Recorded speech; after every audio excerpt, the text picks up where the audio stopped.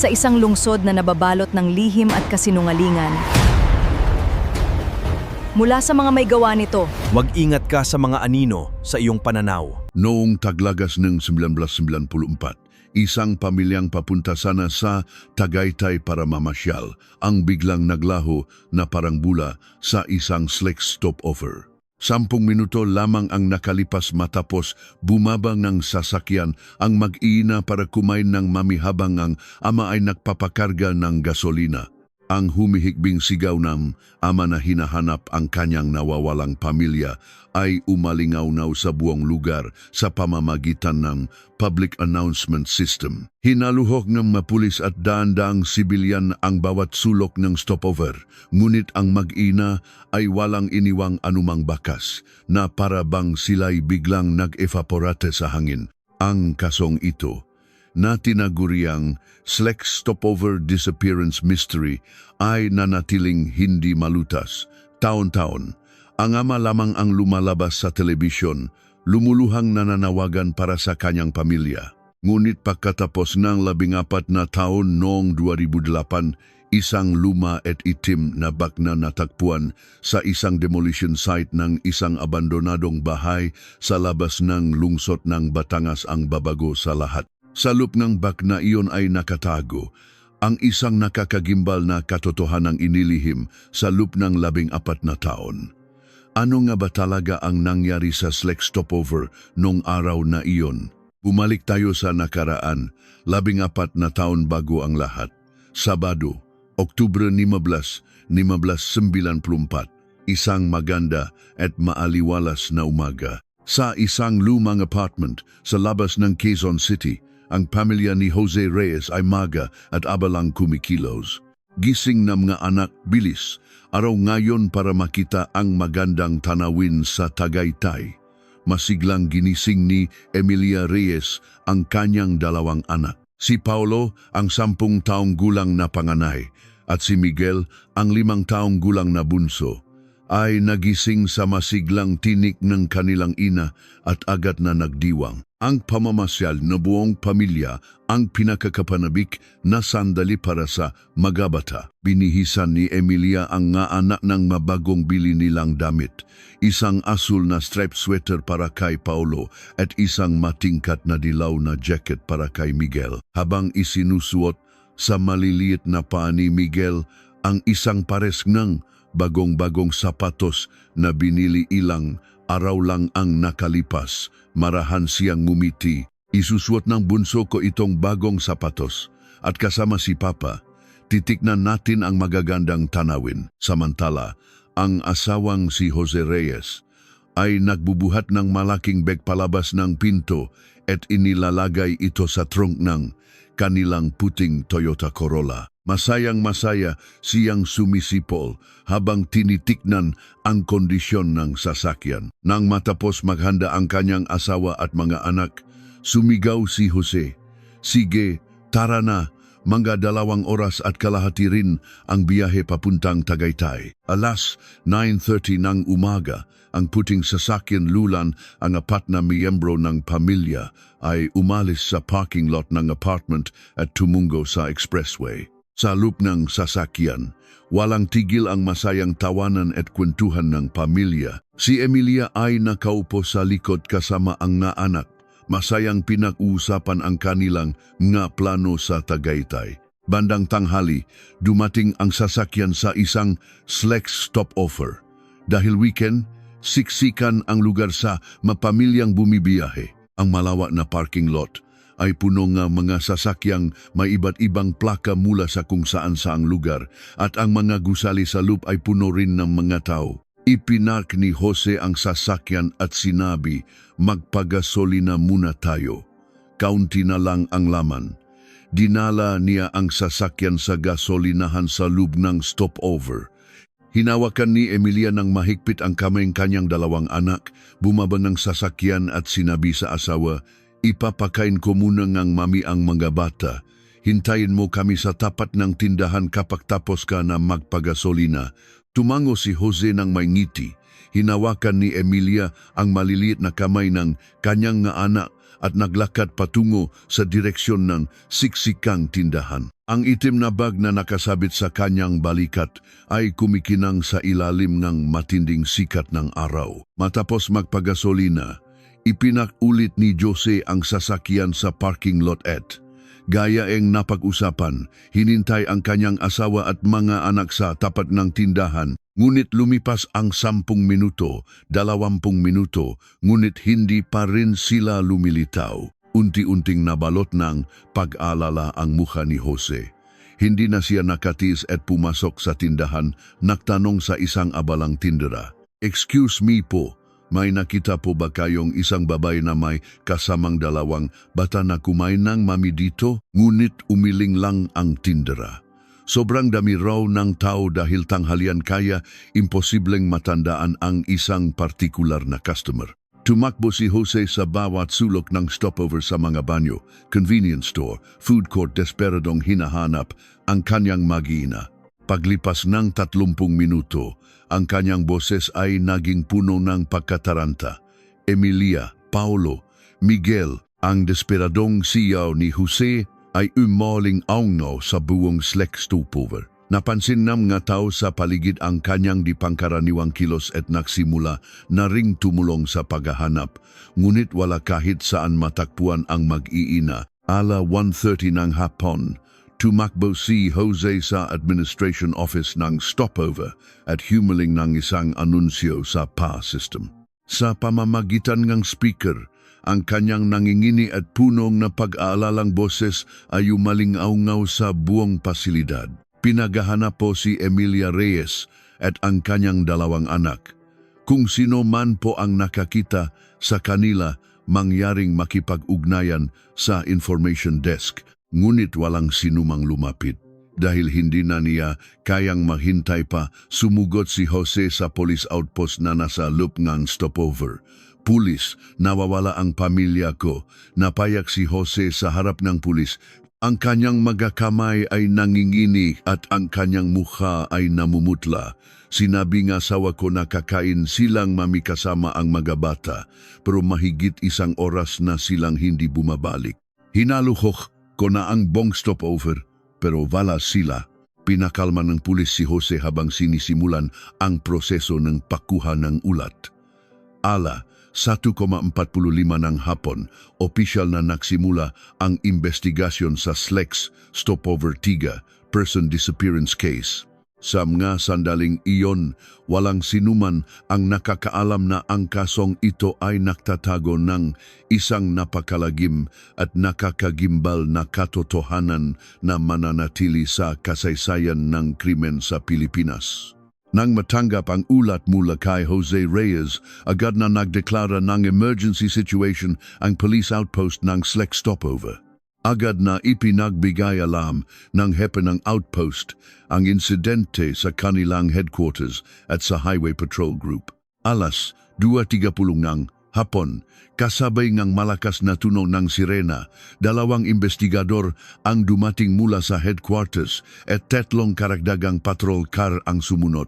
Ang namumuno sa investigasyon ay si Detective Ricardo Santos, isang 45 taong gulang na veterano na may 10 taong karanasan sa serbisyo.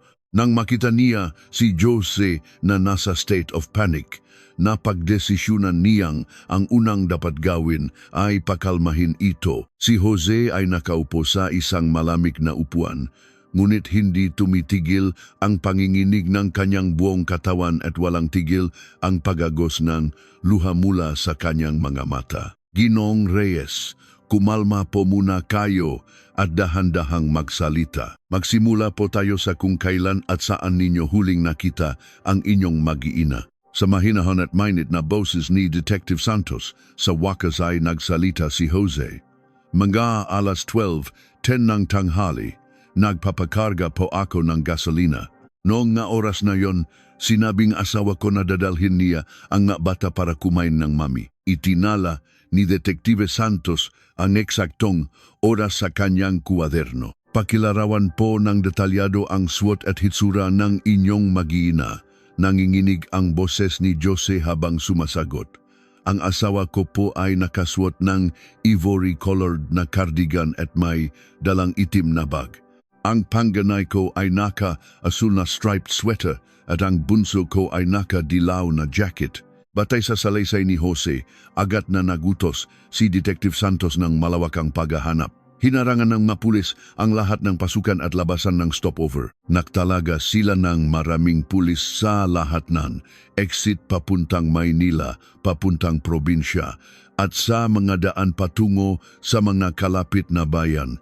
Simula ngayon, inspeksyonin ang lahat ng sasakyang lalabas sa stopover na ito, lalo na ang masasakyang may sakay na babae at bata.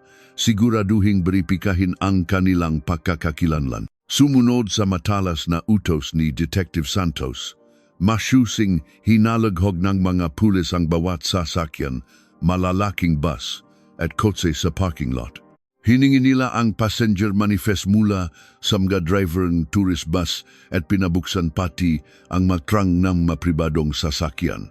Ngunit kahit sa 2 oras na masinsinang paghahanap, walang anumang bakas ng mag-iina ang natagpuan. Ang pinakamalaking hadlang na kinaharap ng mga investigador ay ang limitasyon ng teknolohiya noong 1994. Hindi tulad ngayon, walang kahit isang CCTV camera na nakainstala sa SLEX stopover noon. Dahil dito, ang investigasyon ay ganap na umasa sa mga testimonya na mamaga-saksi. Mula alas 4 ng hapon, sinimulan ni Detective Santos ang malawakang pagtatanong sa mga taong nasa stopover. Ngunit dahil abala ang lahat sa kani-kanilang biyahe at pagkain, walang sinuman ang nakapansin sa isang partikular na pamilya. Isang batang nakastripe na damit, marami pong ganyan, at isang babaeng may dalang-dalawang bata. Hindi po yan kakaiba dito. Ang matestimonya ng mga saksi ay pawang malabo at hindi tiyak. Ang ilang impormasyong nakuha ay magkakasalungat pa. Isang empleyado ang nagsabi, parang may nakita akong isang babae at 2 bata na sumakay sa isang itim na kotse, pero hindi po ako sigurado. Samantala, ibang-iba naman ang sinabi ng isa pang saksi. Nakita ko silang sumakay sa isang puting kotse, pero parang umiyak yung babae. At parang isa lang ang kasama niyang bata. Dahil sa magkakasalunggat na testimonya, nahirapan si Detective Santos na tukuyin ang direksyon nega investigasyon. Alas 6:00 gabi, muling kinausap ni Detective Santos si Jose. Nang makita ang malalim na desperasyon sa mukha ni Jose, nakumbinsi ang detective na siya ay isang biktima. Baka po nagawi kayong ng misis ninyo o may dahilan ba para siya umalis nega bahay? Walang lakas na umiling si Jose. Wala po, kaninang umaga lang, masaya kaming nahahanda para sa aming pamamasyal. Tuwang-tuwa pa nga po ang nga bata. Walang anumang kasinungalingan o kontradiksyon na nakita si Detective Santos sa salaysay ni Jose. Ang kanyang mukha na punong sakit at nanginginig na boses ay tila totoong-totoo. Nang gabing iyon, pinalawa ni Detective Santos ang anggulo ng investigasyon mula sa simpleng pagkawala patungo sa posibilidad ng kidnapping. Kinabukasan, ipinakalat sa buong Pilipinas ang mga wanted poster na may mga larawan ni Emilia at ng 2 bata. Malawakan ding ibinalita sa mga diaryo at telebisyon ang kakaibang kaso. Ngunit kahit lumipas ang ilang araw, walang anumang makabuluhang impormasyon ang dumating. Isang linggo ang lumipas. Iniulat ni Detective Santos sa isang pulong ang mahirap na sitwasyon. Lahat ng testimonya ng masaksi ay malabo at wala tayong anumang pisikal na ebidensya. Dahil walang CCTV, imposible makakuha ng obektibong datos. Ang investigasyon ay unti-unting napunta sa isang malalim na misteryo. Lumipas ang 1 buwan, 2 buwan, ngunit walang bagong lead na lumitaw. Ang interes ng media ay unti-unting nalipat sa ibang mga bagong kaso. Pagkalipas ng 6 na buwan, ang Special Investigation Team para sa SLEX Stopover 3 Person Disappearance Case ay tuluyang binuwag. Ang file ng kaso ay inilipat sa kategorya ng mga unsolved cases na paminsan-minsan na lang sinusuri. Para kay Detective Santos, ang kasong ito ay naging isang masakit na alaala na habang buhay niyang dadalhin sa tuwing nakikita niya si Jose. Nakakaramdam siyang malalim na panghihinayang at kawalan ng magawa. Noong 2001, 7 taon matapos ang insidente, nagsampa si Jose sa korte ng petisyon para sa presumptive death ni Emilia. Ayon sa batas, kung ang isang tao ay nawawala at walang balita sa loob ng 7 taon, maaari siyang ideklarang patay na. Tinanggap ng korte ang kanyang petition at idineklara ang presumptive death ni Emilia. Gayunpaman, hindi kailanman naksampa si Jose ng parehong petisyon para sa kanyang 2 anak, hindi sumusuko sa posibilidad na sila ay buhay pa. Kahit sumuko na ako sa asawa ko, hindi ko susukuan ang paghahanap sa mga anak ko. Ito ang kanyang panatabilang isang ama. Simula noon, tuwing sasapit ang Oktubre 15, lumalabas si Jose sa mga programa sa telebisyon at lumuluhang nananawagan sa mga manonood. Hanapin ninyo po ang mga anak ko, pakiusap, ibalik ninyo sila sa akin. Dahil dito, ang kasungang pakawala ng mag-ina sa SLEC stopover ay naitala bilang isa sa pinakakakaibang unsolved cases sa Pilipinas noong dekada 90. Ang pakawala ng 3 tao sa gitna ng isang pampublikong lugar na puno ng tao ay isang pangyayaring hindi kayang ipaliwanag ng karaniwang lohika. Ang kaso ay unti-unting nalibing sa limot at si Jose na lamang ang naiwang mag-isang nabubuhay habang inaalala ang kanyang pamilya. Isang mahabang 14 na taon ang lumipas mula nang maklasify ang kaso bilang unsolved. Pagsapit ng 2008, ang insidente ay halos ganap ng nakalimutan ng publiko. Ang magabalita sa telebisyon ay tumigil na at ang atensyon ng lahat ay nasa ibang lugar na. Ngunit may isang taong hindi makalimot sa masakit na alaalang iyon. Taon-taon, tuwing Oktubre 15, binibisita ni Jose ang isang lokal na istasyon ng telebisyon. Sa isang maliit na studio, paulit-ulit niyang ipinapahayag ang kanyang desperadong panawagan. 14 na taon na ang lumipas, pero naghihintay pa rin ako. Pakiusap, ibalik ninyo sa akin ang aking asawa at mga anak. Ang kanyang boses ay pinahalong malalim na kalungkutan at kaunting pag-asa. Sa paglipas ng panahon, nakaroon ng puting buhok si Jose at dumami ang magaguhit sa kanyang mukha. Ngunit ang kanyang mamatang, punong pananabik para sa kanyang pamilya ay hindi nagbago mula nung araw na iyon. 14 na taon na ang nakalipas. Dahil hindi na makayanan ng masakit na alaala, lumipat si Jose 3 taon na ang nakalipas sa isang maliit na bayan sa probinsya. Ang simpleng pagkakita sa mga road sign ng expressway ay nagdudulot na ng matinding sakit sa kanyang dibdib. Sa bagong bayan, nagpatakbo siyang isang maliit na hardware store at namuhay ng mag-isa. Ang hardware store ay nasa gitna ng isang tahimik na residential area. Sa loob ng masikip na tindahan, nakahanay ang iba't ibang kagamitan at pang-araw-araw na pangangailangan. Sa isang sulok, nakasabit ang isang naka-frame na litrato ng kanyang pamilya mula 14 na taon na ang nakalipas ang kanilang huling masayang ngiti na kuha sa kanilang bahay bago ang nakatakdang pamamasyal. Kapag may customer na nagtatanong tungkol sa litrato, tahimik niyang ikinukwento ang kanyang sinapit. Hanggang ngayon, hinahanap ko pa rin sila. Naniniwala akong babalik sila balang araw. Paminsan-minsan, may mga kapitbahay na naawa at hinihikayat siyang mag-asawang muli. Jose, hindi ba't oras na para magsimula kang muli? Masyadong malungkot ang mamuhay ng mag-isa. Ngunit laging umiling si Jose, baka bukas lang, bigla silang bumalik. Hanggang sa araw na iyon, kailangan kong maghintay dito.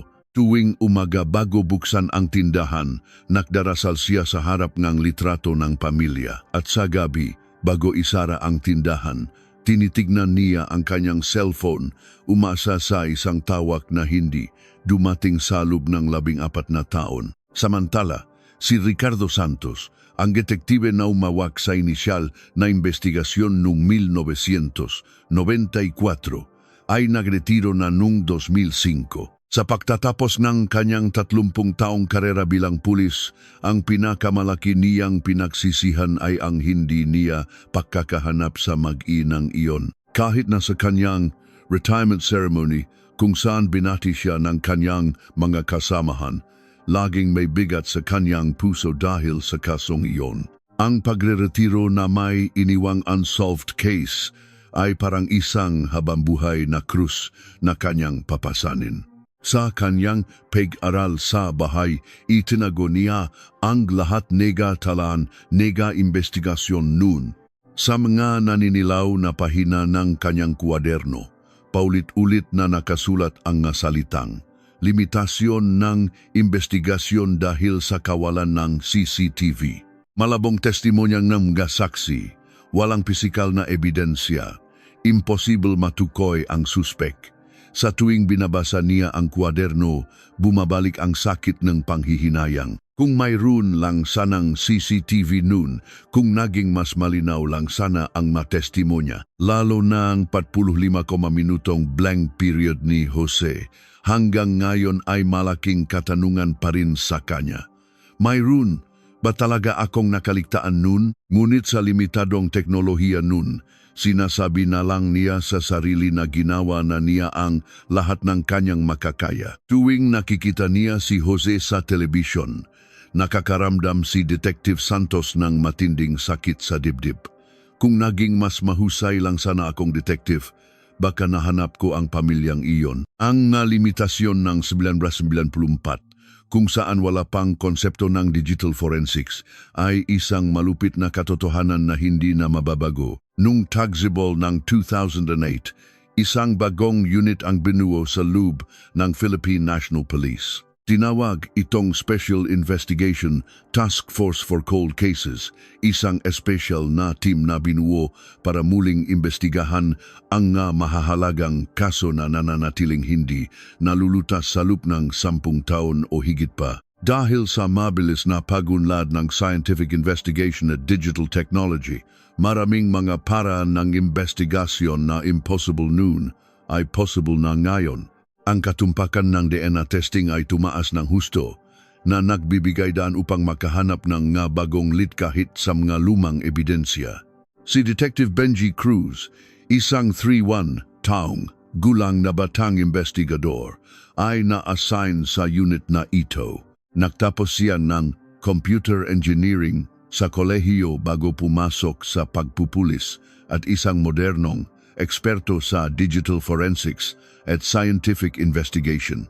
Ang kanyang misyon ay muling suriin ang lahat ng matalaan ng mga pangunahing unsolved cases mula dekada 90 hanggang unang bahagi ng 2000.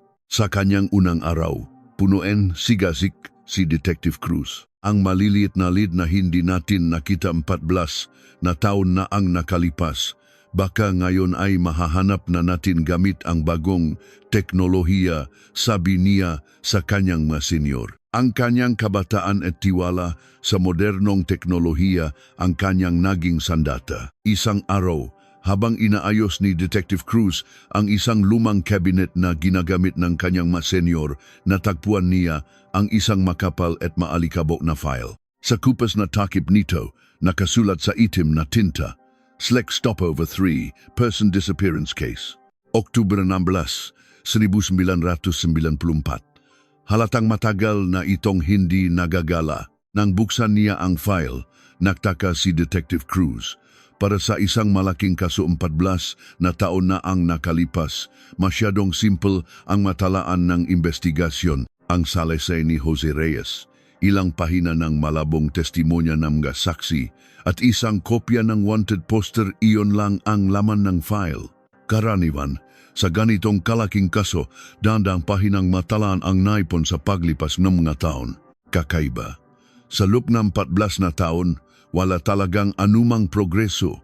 Kinuha ni Detective Cruz ang file at nagtanong sa isang senior detective, Sir, bakit po ang kaunti ng laman ng file na ito? Baka may mahahalagang dokumento na nawawala. Umiling ang senior detective. Hindi, kumpleto yan. Iyan na lahat. Noon, talagang wala ni isang lead na nahanap. Ngunit hindi makumbinsi si Detective Cruz. Bumalik siya sa kanyang mesa at sinimulang suriin ng detalyado ang file. Ang salaysay ng asawang si Jose Reyes ay napaka-consistent at detalyado. Ang kanyang paglalarawan sa oras, lugar at sitwasyon ay napakatumpak. Ngunit para kay Detective Cruz, ang perpektong consistency na iyon ay tila hindi natural at kahina-hinala. Sa kanyang maikling panahon bilang detective, natutunan niya ang isang katotohanan. Ang alaala ng isang taong nagsasabi ng totoo ay hindi kailanman perpekto. Ang pagkalito sa alaala, ang matinding emosyon, ang mga ito ay nagdudulot nega malilit na pagbabago sa salaysay na siyang natural na reaksyon nega tao. Nagpasya si Detective Cruz na imbestigahan ang kasalukuyang sitwasyon ni Jose Reyes. Gamit ang sistema ng gobyerno, nalaman niyang matapos matanggap ni Jose ang presumptive death certificate ni Emilia noong 2001, nakatanggap siya ng malaking halaga mula sa insurance. Ang halagang life insurance na nakapangalan kay Emilia ay napakalaki para sa mga pamantayan noon umaabot sa 1.5 milyong piso. 1.5 milyong piso noong 1994, katumbas na yan ng Halos. 5 milyong piso ngayon, bulong ni Detective Cruz. Kung isa sa alang-alangang mahirap na sitwasyong pinansyal ni Jose noon, ito ay isang napakalaking halaga. Gayunpaman, ito ay isang lehitimong pagtanggap batay sa batas, kaya hindi ito maaring ituring agad na isang krimen. Gusto pa sanang mag-imbestiga ni Detective Cruz, ngunit wala siyang konkretong basehan para maginala. Kung hihiling siya ng muling investigasyon batay sa mahinang ebidensya, malamang na ibabasura lang ito ng kanyang superior. Kaya lumipas na naman ang ilang buwan, naging abala si Detective Cruz sa ibang makaso at ang file ng Slex Stopover case ay muling naibalik sa kailaliman ng cabinet. Hanggang sa isang pangyayaring hindi inaasahan ang naganap, alas 3:20 ng hapon, Hulyo 23, 2008. Biglang tumunok ang telepono sa mesa ni Detective Benji Cruz. Ang tumatawag ay isang pulis mula sa malayong himpilan ng pulisya sa lungsod ng Batangas. Ito po ba si Detective Benji Cruz ng Special Investigation Task Force for Cold Cases? Ako nga. Ano po ang may paglilingkod ko? Sir, may natagpuan po kaming isang lumang ebidensya dito sa Batangas na tila konektado sa isang disappearance case 14 na taon na ang nakalipas. Pagkatapos po naming beripikahin, malaki ang posibilidad na konektado ito sa Slex Stopover case na hawak ng inyong unit. Nagmamadaling kinuha ni Detective Cruz ang kanyang ballpen at naghandang magsulat. Anong klaseng ebidensya ang natagpuan ninyo? Sa isang demolition site ng isang abandonadong bahay, may nahukay pong isang lumang bag mula sa ilalim ng lupa. Sa loob, natagpuan ang isang ID na may pangalang Emilia Reyes at isang maliit na sapatos ng bata. Sa sandaling iyon, naramdaman ni Detective Cruz ang panginginig ng kanyang kamay. Ang hawak niyang ballpen ay nahulog at gumulong sa kanyang mesa. Ang kaso na natutulog sa kadiliman sa loob na 14 na taon ay sa wakas ay nabigyan ng bagong liwanag. Hawak pa rin ang telepono. Bumilis ang tibok ng puso ni Detective Cruz. Papunta na kami diyan sa Batangas. Huwak na huwak ninyong gagalawin ang crime scene. Ay secure ninyo ng maigi. Pagkababa ng telepono, agad na tinawagan ni Detective Cruz ang isang tao, si Ricardo Santos, ang detective na humawak sa inisyal na investigasyon 14 na taon na ang nakalipas. Sa kabilang linya, narinig niya ang gulat na boses ng retiradong detective. Totubayan, pagkatapos na 14 na taon, may bagong lead sa kasong iyon. Opo, sir. Sigurado po. Kung maari po, puwede po ba kayong sumama sa akin sa crime scene bilang taong direktang humawak sa investigasyon nun? Sigurado po akong may mapapansin kayo. Siyempre, papunta na ako diyan ngayon din. Samantala, sa Demolition City, sa Batangas, lahat nege trabaho ay pansamantalang itinigil. Ang driver na Bekhu, si Mang Kiko, ay detalyadong ipinapaliwanag sa mga dumating na pulis ang sitwasyon nang matagpuan niya ang bag. Habang nahuhukay po ako, biglang may sumabit na kakaiba. Akala ko po malaking bato lang. Pero nang tingnan ko, isang itim na plastic bag pala. Itinala ni SPO1 de la Cruz ang sitwasyon sa lugar. Gaano po kalalim ang pinahukayan ninyo ng matagpuan yan? Mga 1.5 metro po siguro, medyo malalim at parang sinadyang ibaon. Maingat na sinuri ni SPO1 de la Cruz ang bag na nakapatong sa isang asul na trapal. Ang itim na leather bag sa kabila na ondert na taon ay medyo nasa mayos na kondisyon pa rin at napanatili ang orihinal nitong hugis. Ang makapal na balot ng plastik ay nakatulong upang maprotektahan ito mula sa kahalumigmigan ng lupa. Nang buksan ang bag, isang lumang pitaka ng babae ang lumabas. Sa loob ng pitaka, mayroong isang kupas na resibo na may petsang 1994 at isang ID na nakpapatunay sa pagkakakilanlan ng may-ari. Nanlaki ang mga mata ni SPO1 de la Cruz sa pagkabigla nang makita ang ID. Emilia Reyes.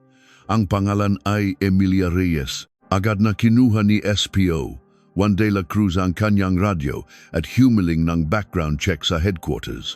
Pagkalipas ng ilang minuto, isang hindi kapani-paniwalang sagot ang bumalik mula sa speaker ng radyo. SPO Juan de la Cruz, ang babaeng iyan na si Emilia Reyes ay isa sa mga biktima ng disappearance case sa SLEC stopover noong 1994. Ito ay isang malaking kaso na kasalukuyang classified bilang unsolved. Napalunok si SPO1 de la Cruz. Ang ebidensya mula sa sikat na kaso na nagdulot ng matinding kalungkutan sa buong bansa 14 na taon na ang nakalipas ay natakpuan sa malayong lugar na ito sa Batangas. I report agad sa PNP. Agad na nag-report si SPO Juan de la Cruz sa kanyang hepe na siya namang tumawag sa Special Investigation Task Force for Cold Cases. Alas 5:30 NG apong dumating sina Detective Cruz at ang hetiradong si Detective Santos mula Maynila. Sa harap ng bagong lead na ito, pagkatapos ng 14 na taon, hindi may paliwanag ni Detective Santos ang kanyang nararamdaman. Hindi ko talaga inakala na sa malayong lugar tulad ng Batangas matatagpuan ang isang lead. Nagsaw tinigavwents si Detective Cruz at sinuri ng maigi ang kondisyong negabag at kung paano ito'y binaon. Kakaiba ito. Ang bag na ito ay hindi basta-basta itinapong. Nagtatakang nagtanong si Detective Santos, anong ibig mong sabihin? Tingnan ninyo, napakaingat ng pagkakabalot sa plastik. Ilang beses pa at ang lalim ng pinagbaunan ay pare-pareho. Parang may balak na balikan at hukayin ulit ito. Sinukat ng dalawang detective ang eksaktong lokasyon kung saan natakpuan ang bag at sinimulan ang masusing pagsisiyasat sa paligid. Ang abandonadong bahay ay halos giba na, ngunit bakas pa rin dito ang lumang arkitektura ng dekada 90. Habang itinitignan ang paligid, sinabi ni Detective Santos, ang lugar na ito ay walang kinalaman sa SLEC stopover o sa Tagaytay. Bakit dito pinili na salaring na ibaon ng bag? Pareho ang tanong sa isip ni Detective Cruz. Kung simpleng krimen lang ito, karaniwang itinatapon ang ebidensya malapit sa crime scene o sa isang liblib na lugar. Kailangan nating mahanap agad kung sino ang may-ari ng bahay na ito noong 1994. Sumang-ayon si Detective Santos. Sa tingin ko rin, siguradong may mahalagang koneksyon dito. Kinabukasan, ipinadala ni Detective Cruz ang bag at mga laman nito sa PNP Crime Laboratory para sa masusing pagsusuri. Kahit 14 na taon na ang lumipas, sa tulong ng modernong teknolohiya, kahit ang hindi nakikitang bakas ay tiyak na mahahanap. Samantala, nagtungo si Detective Santos sa City Hall para suriin ang mga lumang land title at building records mula 1994. Sa gitna ngang maalikabok na dokumento, isa-isa niyang hinanap kung sino ang may-ari ng abandonadong bahay noon. Ang may-ari noong 1994 ay isang babaeng nangangalang Marites Villanueva. Sinuri ni Detective Santos ang personal na impormasyon ni Marites na nuwi na sa mid-30s at sinimulang alamin ang kanyang kinaroroonan ngayon. 3 araw ang lumipas. Dumating ang pinakahihintay na resulta mula sa crime lab. Nanginginig sa kaba si Detective Cruz habang binabasa ang detalyadong ulat. Ang mga fingerprint na nakuha sa pitaka ay 100% tugma sa mga fingerprint ni Emilia Reyes. Nalaman din ang mga detalye tungkol sa maliit na sapatos ng bata.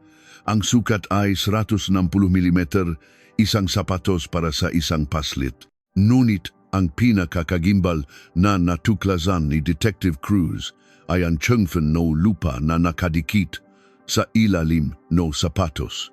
Isang forensic scientist ang tumawag kay Detective Cruz para direktang ipaliwanag. Ang lupa na nakuha sa sapatos ay ganap na iba sa uri ng lupa sa Batangas. Matapos ang masusing pagsusuri, nagpapakita ito nga katangian ng lupa mula sa isang partikular na rehiyon, isang industrial area sa hilagang bahagi ng Metro Manila. Anong partikular na lugar po? Mahirap tukuyin ang eksaktong lokasyon, pero ang mataas na iron content nito ay tugma sa lupa mula sa isang industrial zone. Isinulat ni Detective Cruz ang mahalagang impormasyong ito. Kailan po kaya tinatayang ibinaon ang bag sa lupa? Batay sa pagsusuri ng lupa at sa antas ng kalawang sa mga metal na bahagi ng bag, tinatayang noong 1954 ito ibinaon. Ang paraan ng pagtatago ay kakaiba. Ang maingat na pagkakabalot sa plastik at ang sadyang lalim ay nakpapahiwatik na ito ay para sa pansamantalang pagtatago lamang. Parang may balak na balikan at kunin ito. Nang marinig ito ni Detective Cruz, isang bagong posibilidad ang pumasok sa kanyang isip.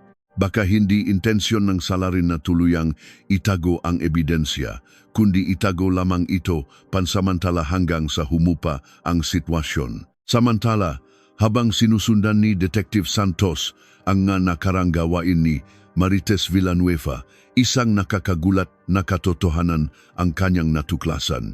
Agad siyang tumakbo papunta kay Detective Cruz. Sa mga financial records ni Marites mula 1994, may isang hindi natural at kahina-hinalang transaksyon siyang nakita. Oktubre 17, 1994, 2 araw lang pagkatapos ng insidente, isang cash deposit na 100,000 piso ang pumasok sa kanyang bank account. Itinuro ni Detective Santos ang bank statement. Hindi maliit na halaga yan noong 1994. Natukoy po ba kung sino ang nakdeposito? Ayon sa bangko, ito ay isang over-the-counter cash deposit, kaya imposibleng matukoy ang pagkakakilanlan ng nagdeposito. Agad na ibinahagi ni Detective Santos ang impormasyong ito kay Detective Cruz. Inayos ng dalawang detective ang lahat ng impormasyon at ebidensya sa isang whiteboard. October 15, 1994, nawala ang magina sa SLEC stopover. October 17, isang misteryosong 100,000 piso ang pumasok sa account ni Marites Villanueva. Idinagdak ni Detective Santos at ang bag ni Emilia Reyes ay natakpuan sa dating pag-ari ni Marites. Sobrang deming koneksyon para sabihing nakataon lang ang lahat. Nagpasya ang dalawang detective na hanapin si Marites Villanueva at personal siyang kausapin. Siya ang maaring may hawak ng susi sa nakakatakot na katotohanan na nangyari 14 na taon na ang nakalipas. Siya ang naging pinakamahalagang tao sa kasong ito. Kasalukuyan, si Marites ay nagpapatakbo ng isang maliit na karinderya sa lungsod ng Lipa, mga 50 kilometro ang layo mula sa Batangas City. Nang puntahan siya nina Detective Cruz at Detective Santos, abala siya sa paghuhugas ng mapinggan sa likod ng kusina. Kayo po ba si Marites Villanueva? Nagulat si Marites at lumingon sa kanyang mukha na nasa mid-50 na, bakas ang mataon ng paghihirap. Ako nga. Sino po sila? Tahimik na inilabas ni Detective Cruz ang kanyang police badge. Mula po kami sa pulisya. Maari po ba namin kayong makausap sandali? Sa sandaling iyon, biglang namutla si Marites at nanigas ang kanyang ekspresyon. Ang kanyang kamay na basa ay nagsimulang manginig. Bakit po may pulis dito? Lumapit si Detective Santos na may matalas na tingin. Tungkol po ito sa isang lumang bahay na pag-ari ninyo sa lungsod ng Batangas noong 1994. Natakot si Marites at umatras. Mula sa kanyang hindi pangkaraniwang reaksyon, nakumpirma ng dalawang detective na may itinatago siyang isang malaking sikreto. 14 na taon na po ang nakalipas, wala na po akong matandaan. Nanginginig ang boses ni Marites. Inilabas ni Detective Cruz ang isang malino na litrato ng bag. Pamilyar po ba sa inyo ang bag na ito? Nang makita ang litrato, ganap na nawalan ng kulay ang mukha ni Marites. Walang lakas siyang napaupo at bumulong na parang wala sa sarili. Ibig sabihin, lumabas na yan. Nakatinginan ang dalawang detective. Ang sinulit ng katotohanan na nakabalot sa kadiliman sa loop ng 14 na taon ay sa wakas ay kanilang nahawakan. Mula sa araw na yon, ang SLEC Stopover 3 Person Disappearance Case ay pumasok sa isang ganap na bagong yugto. Hindi na ito isang misteryosong pagkawala sa isang stopover, kundi isang nakakatakot na kaso ng pagbaon ng ebidensya sa ilalim ng isang abandonadong bahay sa Batangas. Matapos makumpirma ang plano ng muling pag-iimbestiga sa PNP headquarters, agad na sinimulan nina Detective Cruz at Detective Santos ang kanilang trabaho. Upang tanggalin ang maskara ng ulirang ama na isinuwat ni Jose Reyes sa loob ng 14 na taon, sinimulan nilang muling buuin ang kanyang nakaraan mula sa isang bagong pananaw. Ang unang tinunan ng pansin ni Detective Cruz ay ang malubhang kalagayang pinansyal ni Jose noong 1994. Ayon sa matala, si Jose ay nagpapatakbo ng isang maliit na machine shop sa Valenzuela City. Alamin ninyo ang lahat ng financial records ang kumpanya niya noong 1994, utos ni Detective Cruz sa Chamber of Commerce at sa mga bangko. Ilang araw ang lumipas, napabuntong hininga si Detective Cruz nang makita ang makapal na bunton ng mga dokumento sa kanyang mesa. Ang kumpanya ni Jose ay bangkarote na sa unang kalahati pa lang 1994. Noong Marso, ipinatupad ng pangunahing bangko ang sapilitang pagkolekta ng kanyang utang at noong Hunyo, may mga tala na hindi na siya nakapagbayad ng renta para sa kanyang paggawaan. Sir, tingnan ninyo ito. Si Jose Reyes ay nasa matinding kagipitan sa pananalapi noon. Pinagmasdan ni Detective Santos ang makupas na dokumento at umiling, 14 na taon na ang nakalipas, hindi namin nagawa ang ganito kalalim na background check.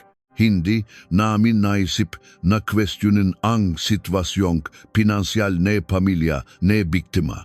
Mas lalo pang sinuri ni Detective Cruz ang mga dokumento. Nalaman niya ang eksaktong halaga ng utang ni Jose noong 1994. Utang sa bangko na 20 milyong piso, utang sa mga masasamang loan shark na 8 milyong piso, at hindi nabayarang renta na 3 milyong piso. Isang kabuuang utang na 31 milyong piso. Kung isa sa alang-alang ang maliit na kita ni Jose noon, impossible itong mabayaran. Sa ganitong kalaking utang, para na siyang nasa isang dead end, bulong ni Detective Santos. Sinimulan namang suriin ni Detective Cruz ang isa pang mahalagang katanungan. Sir, Maaari po ba nating tingnan ulit sa lumang file ang oras ng pag-report ni Jose at ang oras ng kanyang pagpapagasolina? Inilatag ni Detective Santos ang luma at naninilaw na file sa mesa habang tinutunton ng daliri ang salaysay ni Jose, maingat niyang binasa. Ang oras ng pagpapagasolina ay 12:10 ng tanghali at ang oras ng pag-report niya sa pulisya ay 1:15 ng hapon. Mabilis na kinalkula ni Detective Cruz, mayroon siyang 1 oras at 5 minutong palugit. Ayon sa salaysay niya, naghintay siya ng 10 minuto, naganap sa buong stopover ng 30 minuto at humiling ng anunsyo sa admin office ng 15 minuto. Kahit pagsamahin lahat iyon, may natitira pa ring mahigit 45 minuto hanggang 1 oras na hindi may paliwanag. Muling sinuri ni Detective Cruz ang kopya ng resibo ng gasolina. Sandali po, maliwanag na may mali. Ang oras sa resibo at ang oras sa salaysay ni Jose ay magkaiba. Sa resibo, malinaw na nakasulat ang oras na 1:20 ng hapon. 1 oras at 10 minutong pagkakaiba mula sa sinabi niyang 12:10. Ibig sabihin, nagpagasolina siya ng 1:20 ng hapon at nag-report ng 2:15. Mayroon lang siyang 55 minutong pagitan. Kung ibabawas ang oras ng paghihintay at paghahanap, mayroon pa ring 45 minuto hanggang 1 oras na blank period. Malungkot na inalala ni Detective Santos ang nakaraan. Noon, dahil sa sobrang pagkataranta niya, inakala kong nakamali lang siyang oras. Pero ngayon, kung isipin ng mabuti, sumingit si Detective Cruz, ang 45 minuto hanggang 1 oras ay sapat na panahon para gawin ang isang nakakatakot na pagtatago ng ebidensya. Nagsimulang mag-imbestiga ang team sa mga taong malapit kay Jose. Nakipag-ugnayan sila sa kanyang mga dating business partner, empleyado at kaibigan. Ang una nilang nakausap ay isang dating empleyado sa pagawaan ni Jose. Naalala pa niya ang kalunos-lunos na sitwasyon nun. Si Boss nun talagang gipit na gipit, hindi ko na makaya ng tingnan. Dahil sama naniningil ng utang, ilang araw siyang hindi makatulog. Mayroon po ba siyang kilala o kamag-anak sa Batangas? Nag-isip ang lalaki at biglang may naalala. May sismis po nun na mayroon siyang kalaguyo sa Batangas. Lihim po sa asawa niya. Nagkatinginan sina Detective Cruz at Detective Santos. Isa na namang mahalagang pirasong puzzle ang kanilang natuklasan. Agad na nagsagawa ng karagdagang investigasyon ang team kay Marites Villanueva. Ayon sa isang kapitbahay ni Marites noon, mayroon pong kasintahan si Marites na taga Maynila. May asawa raw at paminsan-minsan lang bumibisita tuwing weekend. Isang negosyante raw na may-ari ngang isang machine shop. Ang dala niyang sasakyan ay isang puting Toyota Corolla. Lahat ng circumstantial evidence ay tumuturo kay Jose Reyes. Muling pinuntahan ng team si Marites para sa isang formal na pagtatanong. Sa maliit na karinderya sa Lipa, kitang-kita pa rin ang pag-iingat ni Marites. Ano na naman po ang itatanong ninyo? Noong Oktubre 1994, mayroon po ba kayong kasintahan na taga Maynila na nakipakita sa inyo? Nanigas ang mukha ni Marites. Personal na buhay ko po yan, hindi ba? May kinalaman po ito sa isang malubhang kaso ng murder. Kung magsisinungaling kayo, maaari kayong makasuhan bilang kasabwat. Dahil sa matinding pressure, sa wakas ay inamin ni Marites ang relasyon nila ni Jose. Opo, nakikita kami, pero relasyon lang po yon, walang espesyal. Hindi ba't nakita kayo nung Oktubre 15 o 16? Tanong ni Detective Santos. Hindi ko na po matandaan. Alam ni Detective Cruz na nagsisinungaling si Marites. Ilang araw ang lumipas, nakuha nila ang official na bank statement. Sir, tingnan ninyo ito. Oktubre 17, 1994, 2 araw matapos ay report ni Jose ang pagkawala, pumasok sa account ni Marites ang 100,000 pisong cash. Kasabay nito, isang mahalagang tawag ang dumating mula sa crime lab. Matapos ang masusing pagsusuri sa lupa mula sa sapatos ng bata, natukoy namin ang eksaktong lokasyon. Ito ay 100% tugma sa lupa mula sa isang industrial park sa Valenzuela City. Ang komposisyon nito ay kapareho ng lupa mula sa isang machine shop na naroon noong dekada 90. Hindi makapagsalita sa gulat si Detective Cruz. Maari po bang beripikahin kung ang paggawaan ni Jose Reyes ay nasa lugar na iyon noong 1994? Isang oras ang lumipas. Tumawag muli ang crime lab positibo. Ang machine shop ni Jose Reyes ay eksaktong nasa lugar na iyon. Lahat ng ebidensya ay naktutukma. Sa harap ng isang whiteboard, inayos ng 2 detective ang lahat ng impormasyon. Ang pakalugi ni Jose at ang 31 milyong pisong utang. Ang 45 minutong blank period. Ang lihim na relasyon kay Marites. Ang 100,000 pisong pumasok sa account ni Marites 2 araw matapos ang insidente. Ang pagkakatukmangang lupa sa sapatos at sa paggawaan ni Jose at ang maingat na pagkakabaon ng ebidensya. Lahat ng piraso ng puzzle ay tumuturo sa isang tao, sabi ni Detective Cruz. Napabuntong hininga si Detective Santos. 14 na taon na ang nakalipas. Hindi namin naisip ang lahat ng ito. Noon, ang tingin namin sa kanya ay isang kaawa-awang biktima. Sa wakas, tinukoy ng 2 detective si Jose Reyes bilang formal na suspek sa pagpatay at nakpasya silang magsagawa ng isang formal na investigasyon. Ang 14 na taong alibi ng isang ulirang ama ay malapit ng gumuho. Naktungo sina Detective Cruz at Detective Santos sa hardware store na pinapatakbo ni Jose. Sa harap ng maliit na tindahan, huminga sila ng malalim. Pagkatapos ng 14 na taon, haharapin na natin ang katotohanan. Bulong ni Detective Santos. Binuksan ni Detective Cruz ang pinto. Sa loop, nakahanay ang makagamitan at sa isang sulok ang litratong pamilya. Abala si Jose sa pagsusuri ng kanyang libro. Welcome po, ano po ang hanap nila? Nang makangat ng tingin si Jose, kitang-kitang pagbabago sa kanyang mukha, ngunit ang kanyang mata ay nananatiling matalas. Inilabas ni Detective Cruz ang kanyang badge. Ginong Jose Reyes, pulis po. Maaari po ba namin kayong makausap? Nanigas ang mukha ni Jose.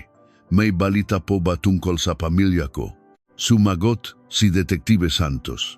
Opo, may magabagong ebidensya pong natakpuan kaugnay kaso 14 na taon na nakalipas. Inilabas ni Detective Cruz ang mga litrato ni itim na bag, ni pitaka at ni maliit na sapatos. Pamilyar po ba sa inyo ang mga ito? Kinuha ni Jose ang malitrato at tinitigan. Bigla siyang namutla. Matapos ang ilang sandali ng katahimikan, bigla niyang ibinagsak ang malitrato at humagulgol. Paano? Paano yan napunta diyan? Ang kanyang desperadong sigaw ay umalingaw-ngaw sa loob ng tindahan, isang perpektong pag-arte ng kalungkutan. Katulad ng ipinakita niya, 14 na taon na ang nakalipas. Ang bag ni Emilia, ang sapatos ni Miguel. Lumuhod si Jose at umiyak. Saan? Saan ninyo yan nahanap? Nasaan ang pamilya ko? Natagpuan po sa isang abandonadong lote sa lungsod ng Batangas. Sadyang ibinaon, paliwanag ni Detective Cruz. Batangas? Bakit Batangas? Papunta kaming Tagaytay noon. Ang kanyang reaksyon ay napaka-natural at perpekto. Ginoong Reyes, may kilala po ba kayo sa Batangas? Isang babaeng naknangalang Marites Villanueva. Sandaling nanigas ang ekspresyon ni Jose, ngunit mabilis siyang umiling. Hindi ko po kilala. Itinanong ni Detective Cruz ang tungkol sa kanyang kalagayang pinansyal nun. Hindi po ba't gipit na gipit kayo nun? Normal lang po yan sa isang negosyante. May utang po kayong mahigit 31 milyong piso. Bakit ninyo hinahalungkat ang personal kong buhay? Biktima ako rito, galit na sigaw ni Jose. 14 na taon ninyong hindi nahuli ang salarin at ngayon ako pa ang pakbibintangan ninyo. Mayroon pong halos 1 oras na blank period sa pagitan ng oras ng pagpapagasolina at pag-report ninyo, sabi ni Detective Cruz. Nagpanik lang ako noon, kaya nakamali ako ng oras. Ang huling tanong ni Detective Cruz ang nakpatahimik sa kanya. Ayon sa resulta ng crime lab, ang lupa sa ilalim ng sapatos ng bunso ninyong si Miguel ay 100% tugma sa lupa mula sa inyong pagawaan sa Valenzuela. Ganap na natahimik si Jose. Matapos ang mahabang katahimikan, bigla siyang sumigaw. Ano ba talaga ang gusto ninyo? Pilitin akong umamin, Ginoong Reyes. Sumama po kayo sa amin sa presinto para sa karagdagang pagtatanong. Sa huli, sumama si Jose. Sa loop ng patrol char, paulit-ulit niyang ibinubulong, ano bang kasalanan ang nagawa ko? Sa interrogation room, nagsimula ang formal na pagtatanong. Ngunit humiling si Jose ng abogado at ginamit ang kanyang karapatang manahimik. Habang hinihintay ang abogado, naisip ni Detective Cruz ang isang ibang paraan. Muli niyang pinuntahan si Marites Villanueva, dala ang kopya ng bank statement. Sa karinderya sa Lipa, ipinakita niya ang 100,000 pisong deposito noong Oktubre 17, 1994. Ganap na namutla si Marites. Ang prang ito, galing kay Jose Reyes. Hindi ba? Hindi na nakatanggi si Marites. Sa wakas, gumuho ang kanyang depensa. Umiyak siya at nagsimulang maksalita. Humingi siya ng abogado at sa harap ng kanyang abogado, isinalaysay niya ang lahat. 14 na taon po akong pinahirapan ng konsensya ko. Gabi-gabi akong binabangungot, sabi ni Marites. Gabi NJ, Oktubre 16, 1994, biglang dumating si Jose sa bahay ko. Tila balisa desperado, may dala siyang itim na bag. Sinabi niyang itago ko muna ito ng ilang araw at huwag ipagsasabi kahit kanino. Siya mismo ang nahukay sa bakuran at ibinaon ang bag. Kinabukasan, binigyan niya ako ng 100,000 pisong cash. Alam kong pampatahimik iyon. Nang matapos ang confession ni Marites, tumunog ang cellphone ni Detective Cruz. Isang tawag mula sa crime lab. Detective, 100% match po ang lupa mula sa factory site ni Jose Reyes at sa sapatos ng bata. Ito na po ang final report. Ang huling pirasong puzzle ay nalagay na sa lugar. Bumalik si Detective Cruz sa interrogation room, dala ang confession ni Marites at ang final forensic report. Sa harap ni Jose at ng kanyang abogado, inilahad niya ang lahat. Ginong Jose Reyes, umamin na po si Marites Villanueva. Ngumisi si Jose. Naniniwala kayo sa sinasabi ng babaeng yon. Inilapag ni Detective Cruz ang forensic report sa mesa, final report mula sa PNP Crime Laboratory. Ang lupa sa sapatos ng anak ninyo ay 100% tugma sa lupa ng pagawaan ninyo sa Valenzuela. Ang komposisyon nito ay unique at sa loob lang ng 100-meter radius ng factory ninyo matatagpuan. Nagsimulang manginig ang kamay ni Jose. Sinubukan pa niyang magpanggap, nakataon lang yan. Hindi po ba't dinala ninyo si Miguel sa pagawaan kaya may lupa sa sapatos niya? Hindi. Kahit kailan, hindi nakapunta si Miguel sa pagawaan, malakas na sagot ni Jose. Ngunit sa sumunod na sandali, nalaman niyang nadulas siya. Kung ganun, paano may papaliwanag ang lupa sa sapatos niya? Ganap na natahimik si Jose. Pawis na pawis ang kanyang noo. Sinabi ni Marites na habang ibinabaw ninyo ang bag, sinabi ninyo, sikreto lang nating dalawa ito. Sa wakas, nawalan ng kulay ang mukha ni Jose. Matagal siyang nakatitig sa mesa at pagkatapos ay dahan-dahang nag-angat ng tingin. Tapos na pala ang lahat, bulong niya. Sinubukang pigilan siyang kanyang abogado, ngunit hindi na siya nakinig. Ako ang gumawa, sabi niya, habang tumutulo ang luha. Noong 1994, talagang lugmok na ako. May utang akong mahigit 31 milyon at araw-araw akong hinahabol ng mga naniningil. May life insurance si Emilia na 2 milyon piso. Ang plano ko, patayin ang buong pamilya para makuha ang insurance at makapagsimula muli. Isinalaysay niya ang buong pangyayari.